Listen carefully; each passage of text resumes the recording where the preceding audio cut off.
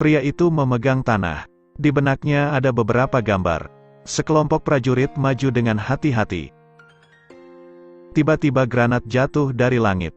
Semua orang tidak punya waktu untuk mengelak. Langsung terlempar jatuh. Saat masih belum memahami situasinya, para prajurit ditembak dengan gila. Seluruh tim terluka parah. Kapten juga menderita. Pria itu menemukan petunjuk di tanah. Dia yakin dua tentara masih hidup. Jadi dia mengikuti petunjuk untuk menemukannya. Mengeluarkan kamera warna hitam. Langsung mengambil gambar di depannya. Pada dasarnya dia tidak bisa maju. Jadi dia berpura-pura menjadi domba yang hilang. Langsung berbicara dengan penjaga. Pada dasarnya dia ingin menggali beberapa informasi. Tapi dia bukan hanya tidak mendapatkan informasi.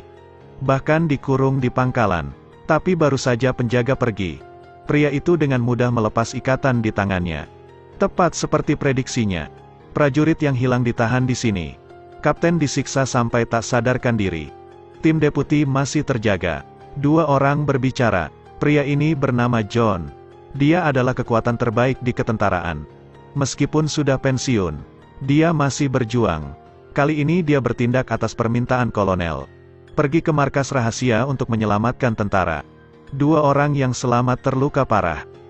Saat ini pintu sel tiba-tiba terbuka. Satu prajurit pergi untuk menghitung jumlah orang.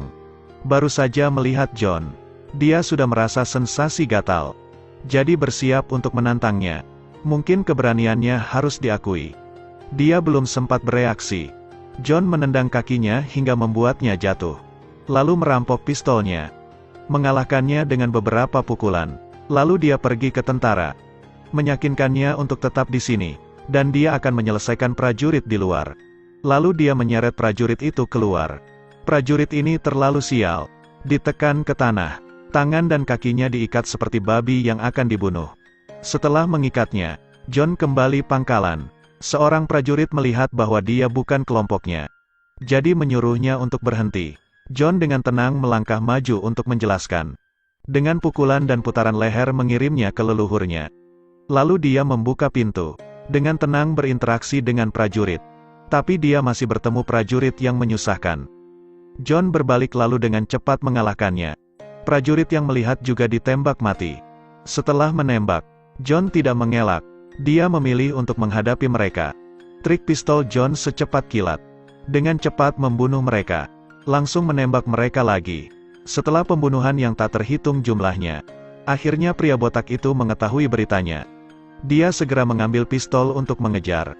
Membuat John tidak bisa kembali. Dia berdiri di atas. Menoleh dan melihat pria botak itu. Pria botak melepaskan tembakan. Tapi tidak mengenainya. John membawa prajurit itu ke rumah kolonel. Bersiap untuk menginterogasi berbisnis di bidang apa. Tapi John tak pernah berpikir pria botak itu mengetahui identitasnya. Ini menempatkan pacar John dalam bahaya. Besoknya John mengemudi pulang ke rumah. Dia mendeteksi kendaraan mencurigakan. Dia merasa tidak enak. Segera lari ke atas bukit. Di atas bukit ada prajurit bertopeng yang sedang bertugas. John muncul di belakangnya. Satu pukulan ke kepala lawan. Lalu ambil pistol untuk membunuh seorang prajurit. Memegang pistol dan mendekati rumah. Di belakang tiba-tiba muncul beberapa prajurit. John segera menghindar. Membunuh satu prajurit dan melompat masuk ke dalam rumah. Lalu membunuh prajurit di dalam. Prajurit di luar sangat profesional. Tidak peduli tentang hidup dan mati rekan setim. Terus-menerus menembak rumah itu. Setelah menembak lebih dari 7.000-an peluru. Mereka segera mendekat ke rumah. Tapi mereka tidak pernah berpikir bahwa agen khusus sangat mengerikan. Mereka membuka pintu. Tapi detik berikutnya John muncul dari belakang. Langsung mengirim mereka ke leluhurnya. Telepon prajurit berdering.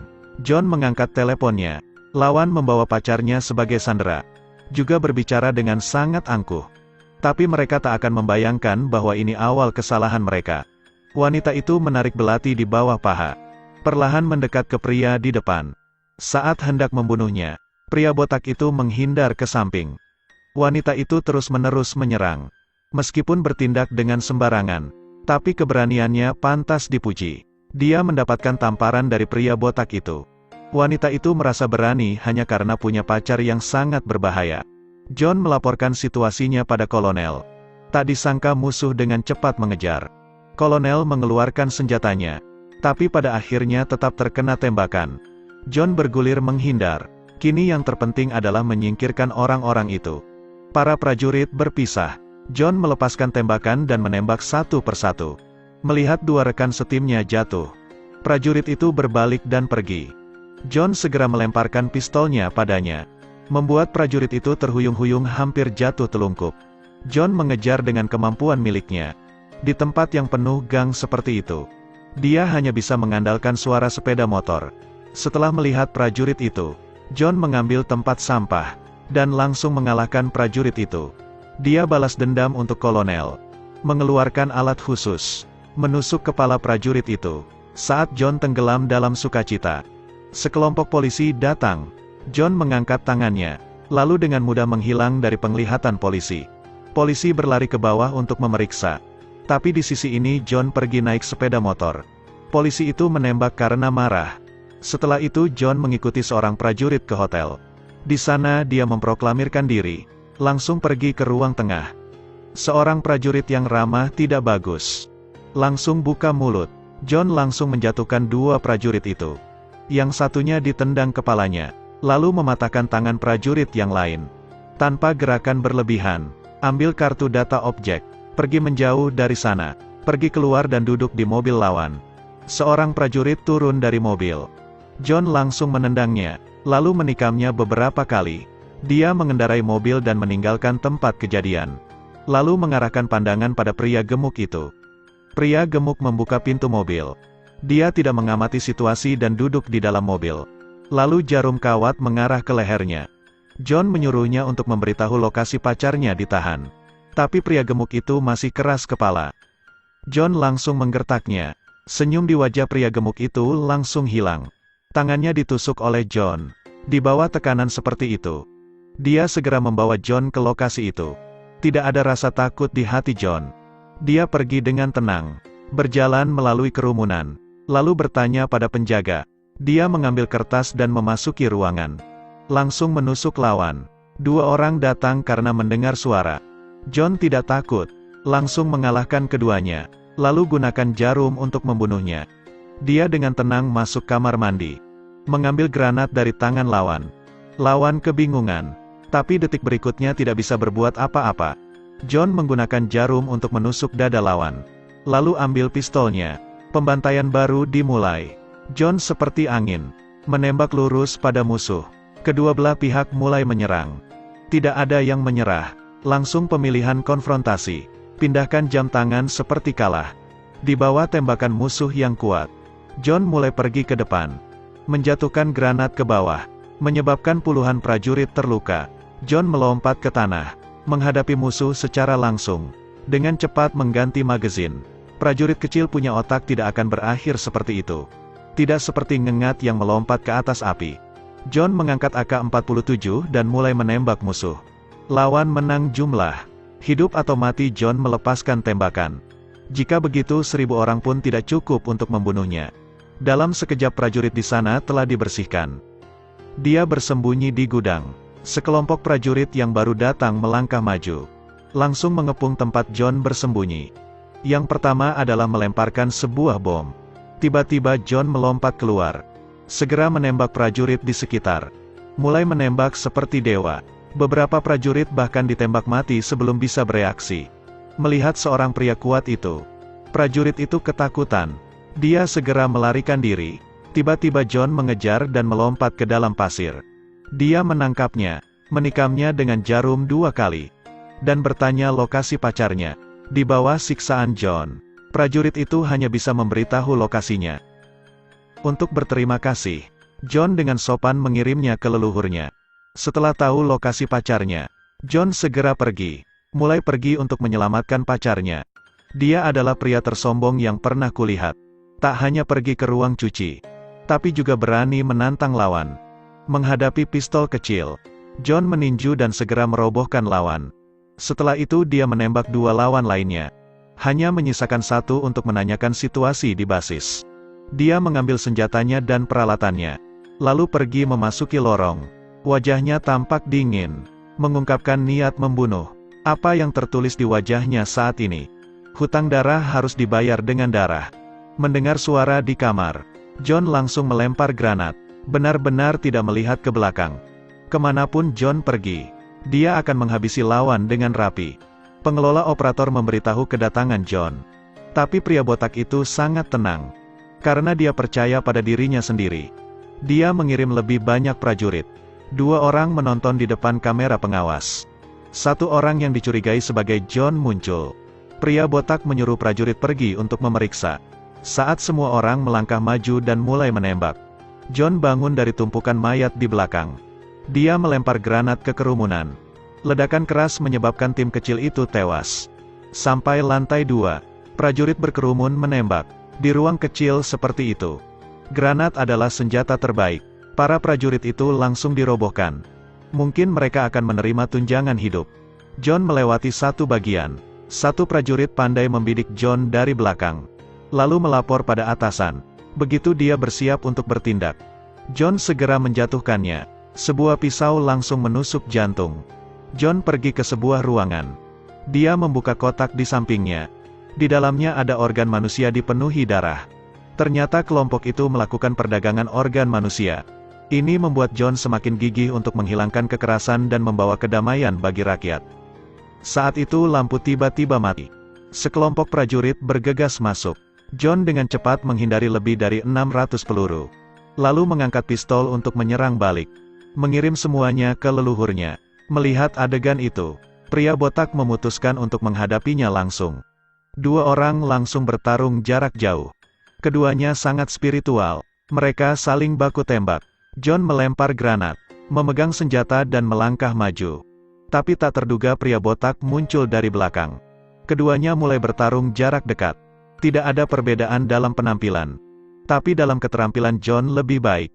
Saat dia hendak membunuh pria botak itu, sekelompok prajurit bergegas datang. John hanya bisa kabur. Dia menemukan tempat para sandera ditahan.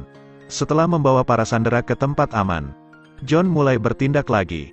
Dia pergi untuk membunuh penjaga di dermaga. Menyembunyikan diri seperti hantu. Setelah membunuh semua penjaga di dermaga, John memindahkan semua orang ke perahu. Saat bersiap untuk bergerak, prajurit muncul untuk membunuh. Kedua belah pihak bentrok, tapi tidak ada yang terluka. John berdiri mengangkat senjatanya. Dengan panik menembak mereka, menghancurkan sejumlah besar prajurit. Lalu biarkan pacarnya menembak, dan dia berbalik untuk pergi. Wanita ini juga tidak biasa. Dengan menutup mata juga bisa membunuh sejumlah besar prajurit. Setelah pertempuran itu, John berhasil membawa semua orang dengan selamat. Tapi bagaimana bisa melarikan diri dengan begitu mudah? Dengan bayaran minimum $50.000, pria botak itu menyewa sekelompok tentara bayaran berpengalaman. Bahkan ada bonus $500.000 untuk kepala John. Semua orang memulai aksi pengejaran. Pria ini menutupi dirinya dengan daun. Apakah menurutmu dia sedang tidur? Sebenarnya dia menunggu lawan. Seorang prajurit muncul di depan mata. John tiba-tiba menyerang, membunuhnya dengan satu tikaman. Ternyata belum lama ini sejumlah besar tentara bayaran datang membawa senjata. John sudah menunggu dan bersiap mengalahkan mereka semua. Rencana mereka tampaknya ketat, tapi tak mengharapkan John melihat semuanya. Pembunuh berpencar. Setiap orang menempati suatu tempat yang menguntungkan. 2 penembak bersiap di atas. Keduanya melihat bayangan John, tapi untuk mendapatkan bonus $500.000, dia mengarahkan pistol ke arah rekannya. Suara tembakan terdengar. Keduanya mati. Penembak wanita ada di posisi tinggi. 1 tembakan langsung membunuh anggota dalam tim. Tak bisa diragukan orang-orang di daerah itu tidak lemah. Waktu berburu dimulai. Melihat wajah pucat prajurit di depannya, dia terus menembak ke depan. Entah sejak kapan John tergeletak di tanah. Prajurit itu telah terbunuh. John bersembunyi di balik pohon, mencabut pisau dan membunuh 1 lawan. Lalu menggunakan daun untuk menutupi diri. Membunuh musuh dengan pisau. Lalu gunakan pisau untuk memotong kulit kayu. Kulit kayu memberinya beberapa kalori. Mendengar gerakan musuh yang semakin dekat, dia segera menyerang dari belakang. Berniat menyelesaikan 1 musuh lagi. Ini adalah kekuatan pasukan khusus. Selalu membunuh orang tanpa pandang bulu. Penembak wanita dengan indera penciuman yang sensitif merasa John datang. Jadi dia menarik busur. Tapi John menghilang dengan cepat. Begitu lawan berbalik, John segera menusuknya dengan panah. Baru saja John pergi dari sana, seorang pria bertopi datang di sana. Dia terlihat seperti orang biasa, tapi sebenarnya dia seorang pembunuh top. Setelah memeriksa jejak, dia melemparkan pisau. Pisau langsung menusuk prajurit di belakang. Setelah perang internal, lusinan tim pembunuh kini hanya tersisa 2 orang. Keduanya langsung ke intinya. Pria bertopi membunuh prajurit itu, lalu pergi menemukan John, mengambil pistol dari sabuk, lalu mengarahkannya ke kepala John. Tapi saat John berbalik, pria bertopi itu membalikkan senjatanya. Ending ini membuat saya merasa kecewa. Mungkin yang memilih untuk mati adalah orang pintar. Tentu saja yang mati tidak harus lawan. Kisah pembunuhan akhirnya berakhir. John kembali ke pangkalan. Di sana dia melihat bos. Kata-kata baru saja berakhir. John mengangkat telepon. Pria botak memberitahu John, "Jika ingin pacarmu selamat, cepatlah kembali ke rumahmu." Setelah menutup telepon, John mengeluarkan granat, langsung melemparnya ke bos. Tapi bos mengambilnya dan tersenyum puas. Melihat orang yang begitu terbuka, John juga tidak peduli lagi. Granat meledak. Bos dengan aset puluhan miliar mati dengan tersenyum. Ya ampun. Plotnya ini membuat orang benar-benar bingung. John mengemudi pulang. 2 pria botak sudah menunggunya di sana. Anda mungkin sudah memiliki ribuan perkiraan. Tidak tahu bagaimana keduanya bernegosiasi. Tapi pria botak itu menembak mati rekannya. Lalu dia mengeluarkan belatinya dan berlari menuju John. John tidak berdaya, tapi tidak punya pilihan lain. Di bawah tatapan pacarnya, John langsung menembak mati pria botak itu. Pria botak itu mati pada usia 35 tahun. Terima kasih sudah menonton. Ikuti terus Edelweiss Review untuk mendapatkan review film terbaru.